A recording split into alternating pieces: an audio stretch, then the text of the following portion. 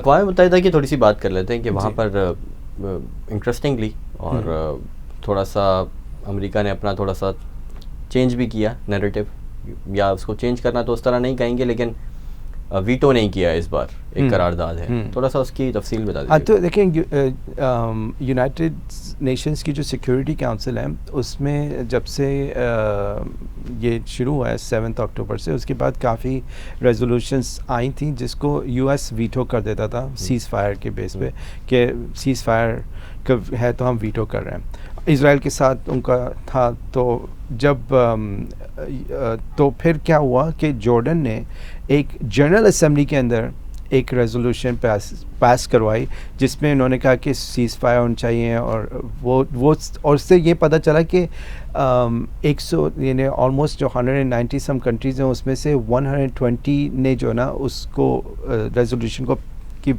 وہ پاس ہوا 120 ووٹس کی وجہ سے. اس میں بہت ساری کنٹریز جن کو ہم ایز پاکستانیز دوست سمجھتے ہیں وہ اس میں ایبسٹین کیا انہوں نے, حالانکہ یہ ہیومینیٹیرین کنسرن کی بات تھی, لیکن اس سے یہ پتہ چلا کہ میجورٹی جو دنیا کے اندر لوگ ہیں they want cease fire, right, لیکن جو جنرل اسمبلی کی ریزولوشن ہوتی ہے وہ لیگلی بائنڈنگ نہیں ہوتی. تو جو یونائٹڈ نیشن سیکیورٹی کاؤنسل کی ہوتی ہے یہ لیگلی بائنڈنگ ہوتی ہے. تو اب اس والی میں کیا ہوا کہ پہلے جب سے یہ جتنی بھی ریزولوشنز آئی تھیں یو ایس اس کو ویٹو کر رہا تھا, ایک کو رشیا اور چائنا نے ویٹو کیا تھا کیونکہ وہ یو ایس نے اسرائیل کی سپورٹ میں کیا تھا. تو اس والی میں یو ایس, رشیا اور گریٹ برٹن انہوں نے ایبسٹین کیا اور اس کو پاس ہونے دیا بیسکلی.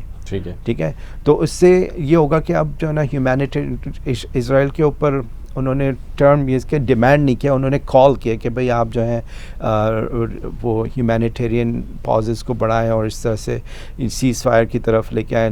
تو اسرائیل اس پہ بھی ہے کہ بھئی انہوں نے تو ہمیں کیا کہتے ہیں ہمارے سائڈ تو سنا ہی نہیں, اور حماس کو جو ہے انہوں نے وہ نہیں کیا, کیا کہتے ہیں کنڈیم نہیں کیا. لیکن بات وہی آتی ہے کہ اگر آپ حماس کے اٹیک کی بات کرتے ہیں جو 7 اکتوبر کو ہوا, لیکن اس کے نیریٹو بھی چینج ہو جاتا ہے نا کہ یہ کیونکہ یہ لوگ شروع کرنا چاہتے ہیں کہ یہ چیزیں 7 اکتوبر سے شروع ہوئی. یہ 7 اکتوبر سے شروع نہیں ہوئی. اگر ہم ریلی اس کی ہسٹری میں جاتے ہیں تو یہ تو جب شروع ہوئی تھی جب جو وہ انگلینڈ کے جو اپنا فارن سیکرٹری تھے بیلفور, انہوں نے جو ایک بیلفور ایگریمنٹ بالکل ڈیزائن کیا تھا, اس بیس سے یہ ساری چیزیں شروع ہوئی نا. تو ہم تو وہاں تک جانا چاہتے ہیں کہ بھئی روٹ کاز تو وہ ہے, لیکن یہ لوگ تو روٹ کاز وہ بناتے جو ان کے لیے کنوینئنٹ ہوتی ہے. تو اینی ویز, تو اب لیٹس سی, یو ایس نے اس دفعہ جو ہے اس ریزولوشن کو پاس ہونے دیا, لیکن ان کو بھی پتہ ہے کہ بیسکلی ایک تو یہ واٹر ڈاؤن ریزولوشن تھا, اس میں کوئی ڈیمانڈنگ لائک میں نے آپ کو بتایا ڈیمانڈ کے ورڈ کو ہٹا کے کال کر دیا تھا, اور بس بیسکلی ٹھنڈے یعنی سلیپ آن دا رسک مارا ایک طرح سے کہ یار نہیں کرو یار, چھوڑ دو بس مت, وہ والی چیز تھی. تو یو ایس نے, کیونکہ یو ایس کے انسائڈ بھی پولیٹیکل پریشر بہت زیادہ ہے, لوگ بھی باہر نکل رہے ہیں, اچھے خاصے لوگ باہر نکلے. ایک اور ان کی ریلی ہوئی تھی جو اسرائیل کے فیور میں ہوئی تھی, اس میں لائک اس کے 1/3 بھی لوگ نہیں آئے تھے, لائک ان فیکٹ اس سے بھی کم آئے تھے. تو لیکن وہ پریشر دونوں طرف سے چل رہا ہے, اور اسی طرح سے ان کو کیو ان کرنا پڑا. انگلینڈ کے اندر بھی بہت زیادہ پریشر ہے. انگلینڈ کے اندر جو ان کی جو مین 2 پارٹیز ہیں, ٹوریز اور لیبر, ایک SNP پارٹی جو وہ جو اسکاٹ لینڈ والی پارٹی, انہوں نے جو ہے ایک بل پاس کیا تھا. تو اس پہ جو لیبر کی جو آفیشیل پوزیشن ہے اس کے خلاف کچھ MPs آئے تھے, تو ان سب کو یا تو ہٹا دیا یا وہ انہوں نے خود ریزگنیشن دے دیا. تو جو توری جو پارٹی ہیں کی جو کنسرویٹو پارٹی ہے جس کے رشی سناک جو ابھی پرائم منسٹر ہیں جس بیس پہ, انہوں نے تو 100% جو ہے اس بل کے خلاف کیا کہ وہ بل تھا سیز فائر کو پروموٹ کرنے کے لیے. تو میں آپ کو مائنڈ سیٹ بتا رہا ہوں کہ کنسرویٹوز نے تو 100% اسرائیل کا ساتھ دیا ہے, ٹھیک ہے. جو ان کے سو کالڈ آپ کہہ لیں کہ جو لیبر پارٹی ہے جو تھوڑا سا سافٹ کارنر رکھتی ہے لوگوں کے بارے میں, ان میں سے صرف چند اتنے بریو تھے کہ جنہوں نے جو ہے اس کے خلاف کیا اور کچھ ایبسٹین کیا.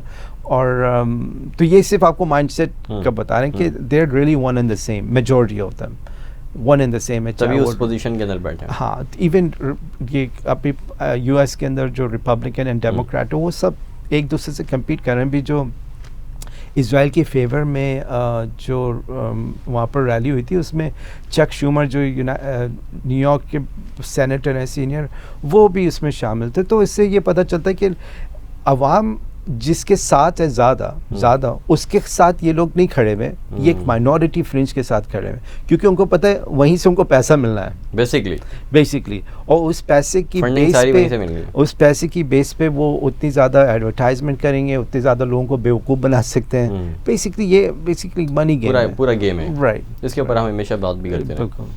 ٹھیک ہے، آخر میں تھوڑا سا آئرلینڈ کی صورتحال جو ہے اس وقت جو جاری ہے کہ آئرلینڈ اس وقت وہاں پر بات ہو رہی ہے، ایک پارٹی کہہ رہی ہے اور جو سلسلہ چل رہا ہے وہاں پر کہ ہم اسرائیل کا بائیک آؤٹ کریں گے ہر طرح کا. ہاں، انہوں نے ایک دیکھیں اسرائیل کے خلاف جو آئرلینڈ ہے نا، وہ کافی عرصے سے ان کے کچھ ممبرز آف پارلیمنٹ بہت زیادہ ووکل ہیں.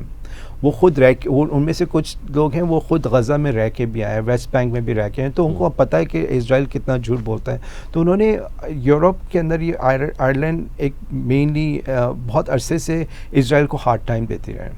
تو اس دفعہ ان کی ایک پارٹی نے بل پیش کیا کہ اس نے کہا کہ بھائی ہم تو ویسے ہی بوائیکاٹ کریں گے، سارے ٹریڈ لنکس ہمیں ان کے ساتھ ختم کرنے، اور ہم نے ان کا ایمبیسڈر کے بھی کریڈنشل ختم کرنے اور اس کو واپس بھیجنا ہے.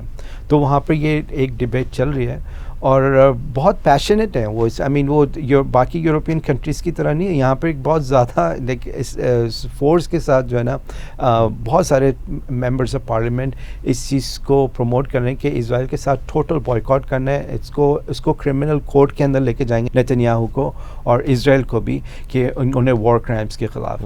اور وہ بیسکلی کہہ رہے ہیں کہ یہ امپیونٹی کے ساتھ کلنگ کر رہے ہیں، اور ان کے جو ٹیکٹکس ہیں وہ بیسکلی کاورڈلی ہیں، انہیومین ہیں، اور دو بروٹل ہیں. تو بیسکلی انہوں نے ریئلی وہ سینٹیمنٹس کے ہیں جو ریئلی بہت سارے مسلمان یا بہت سارے جو انسان ہیں بیسکلی جن میں انسانیت ہے، وہ they will relate with that. Unfortunately اتنا اسٹرانگ اسٹیٹمنٹ کسی مسلمان ملک کے لیڈر سے نہیں آ رہا. بہت انفارچونیٹ بات ہے.